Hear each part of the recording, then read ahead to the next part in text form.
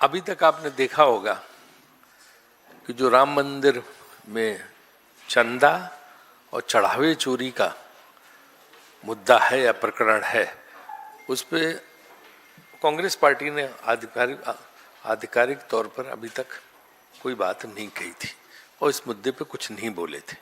उसकी वजह ये थी कि हम किसी भी विषय का इतनी जल्दी राजनीतिकरण नहीं करना चाहते हैं, खास तौर से धार्मिक विषयों का।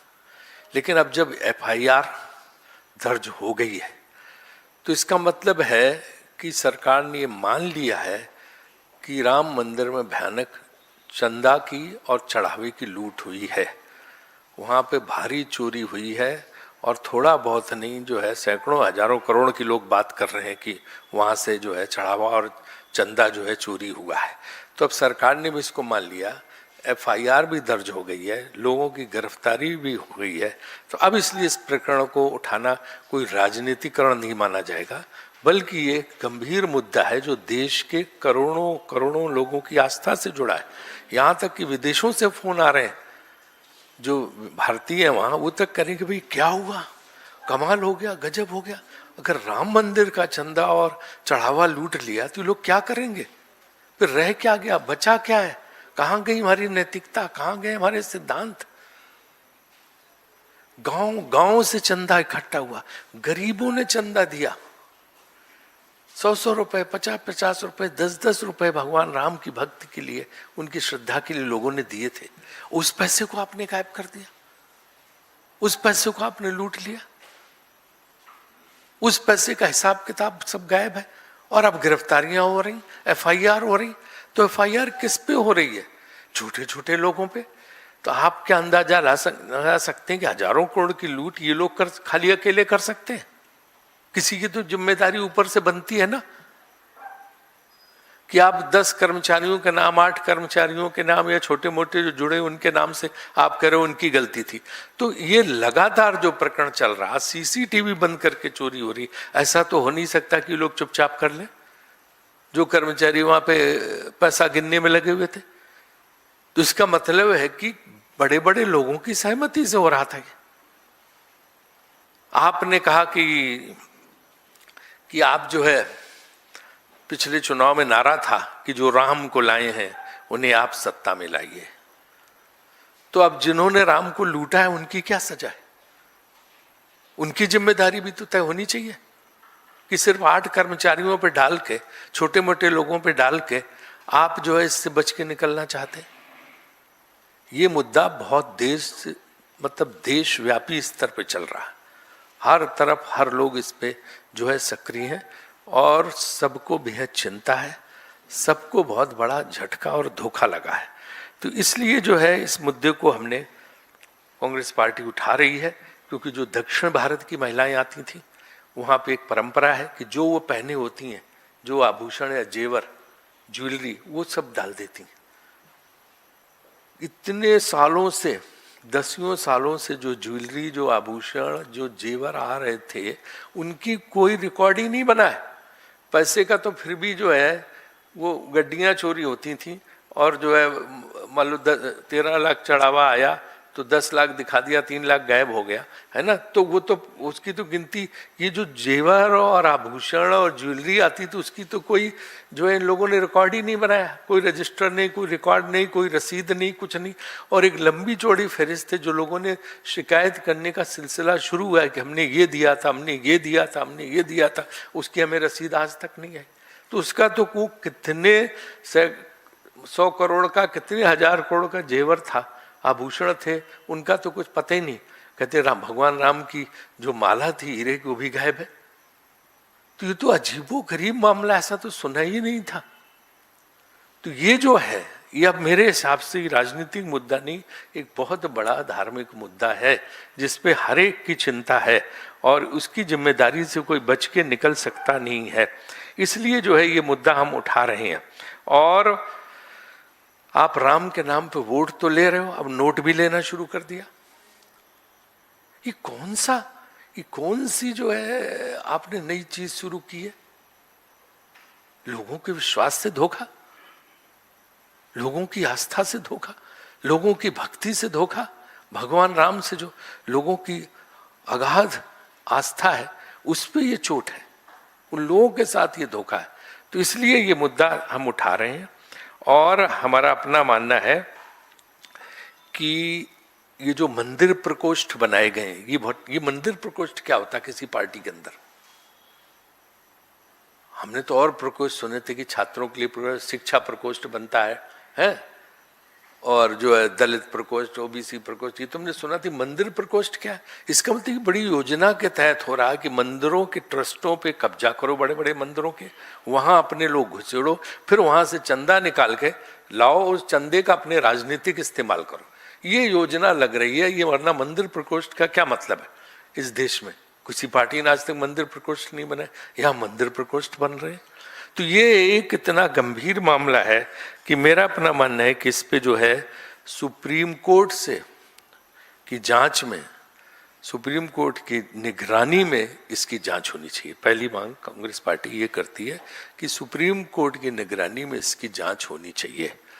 दूसरी मांग ये है कि भाई इस ट्रस्ट को भंग किया जाए और जो धर्माचार हैं, जो शंकराचार हैं, जो साधु संत हैं और जिन अयोध्या में जो साधु संत इसमें लगे थे राम मंदिर के शुरू से जो है राम मंदिर के पक्ष में, उन सब का कोई ट्रस्ट बनना चाहिए जो देखे। ये इसका राजनीतिक ये नहीं होना चाहिए, ट्रस्ट का संचालन राजनीति से नहीं धर्म से होना चाहिए।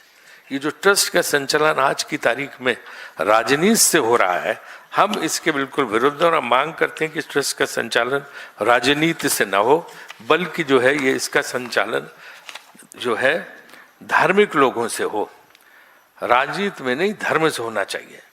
और इसमें क्यों है भाई भाजपा और आरएसएस के लोग इसमें क्यों डाल रखे, उनकी क्या जरूरत है? धार्मिक लोग डालो, वो भगवान की पूजा करेंगे क्योंकि उनको जो है पता है, उनकी पूरी भक्ति जुड़ी हुई है। तो ये राजनीतिक लोग जो हैं वो सब हटाए जाए और धार्मिक लोगों को उसमें डाला जाए, ये हमारी मांग है। और तीसरी मांग हमारी माननीय प्रधानमंत्री जी से है कि उन्हें इसमें तत्काल हस्तक्षेप करना चाहिए और उन्हें तत्काल कार्रवाई इसमें करनी चाहिए। जो है ये सिर्फ इसलिए कि नीचे नीचे चलता रहे, ऊपर से कहीं कोई प्रतिक्रिया नहीं आ रही है, वो उचित नहीं है। क्योंकि जब राम मंदिर बना था तो प्राण प्रतिष्ठा भी उन्होंने जाके की थी, सारे लोग उनके गए थे और पूरे देश इतना बड़ा शो हुआ था कि पूछो मत। इसलिए जो है सबकी जिम्मेदारी बनती है कि तत्काल दूध का दूध पानी का पानी किया जाए, ट्रस्ट भंग किया जाए और सुप्रीम कोर्ट के तहत निगरानी में इसकी जांच की जाए। मैं सुप्रीम कोर्ट के चीफ जस्टिस से भी मांग करता हूं कि वो जो है सुओ मोटो इसमें इंक्वायरी ऑर्डर करें और उनकी देखरेख में जो है इसकी जांच होनी चाहिए।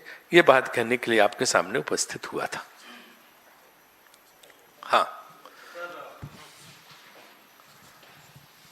सर, मेरा सवाल ये है कि अब तक 8 लोगों के खिलाफ एफआईआर दर्ज हुई है। चंपत राय के खिलाफ अब तक एफआईआर दर्ज नहीं हुई है। लेकिन सवाल ये भी पैदा होता है कि आखिर किसके इशारे पर यह सब हो रहा था, किसके इशारे पे बिना सीसीटीवी कैमरे में जो है नोट गिने जा रहे थे और कौन इसके पीछे साजिश करता है? देखिए, जहां तक चंपत राय जी का प्रश्न है तो मैंने पहले ही कहा कि जो छोटे लोग हैं 7-8 उनके खिलाफ एफआईआर हो गई है। चंपत राय जी से ट्रस्ट के लोगों को अभी बचाया जा रहा। हम तो उस चंपत राय जी के ऊपर की बात कर रहे हैं। चंपत राय जी के भी अकेले वश में नहीं है कि हजारों करोड़ का घोटाला हो जाए और किसी को पता न चले, वो मतलब वो चुपचाप कर जाए, ऊपर किसी को पता न चले। ये चंपत राय के ऊपर का मामला है। चंपत राय जी वगैरह तो ही जिम्मेदार, बाकी लोग भी जिम्मेदार हैं। तो इसलिए जो है ये, क्योंकि बता रहे कोई कह रहा 200 करोड़, कोई कह रहा 800 करोड़, कोई कह रहा 1400 करोड़। तो ये छोटा मोटा मामला थोड़ा कि 200-400, जरा सा 2 लाख की चोरी पे तो हंगामा हो जाता और तरह तरह से की जो है एफआईआर लोग करके जांच शुरू कर देते। और यहाँ जो है सब चुप बैठे हुए। तो जो सन्नाटा पसरा हुआ है उसी पे तो मैं कह रहा हूँ कि तो इसलिए जो है इसको जो है व्यापक स्तर पे जांच होनी चाहिए। सुप्रीम कोर्ट मॉनिटर्ड कमेटी इसकी जांच करे और उसके बाद जो है जो लोग जिम्मेदार हैं उनको जो है इस पे ये करना चाहिए। माननीय प्रधानमंत्री जी को तत्काल इस पे एक्शन लेना चाहिए, क्योंकि सब चुप रह के सोचें कि राम मंदिर का इतना बड़ा ये प्रकरण है, कि इस पे चुप्पी लोग साध लें वो उचित नहीं है। पॉलिसी लेवल की सवाल है। मंदिर ट्रस्ट को मैनेज करने के लिए आपको ऐसा नहीं लग रहा है ये कोई कॉन्क्रीट पॉलिसी बननी चाहिए? क्योंकि जनता में ये विश्वास है, आवाज आ रही है कि ये अयोध्या तो एक झांकी है, काशी मथुरा बाकी है।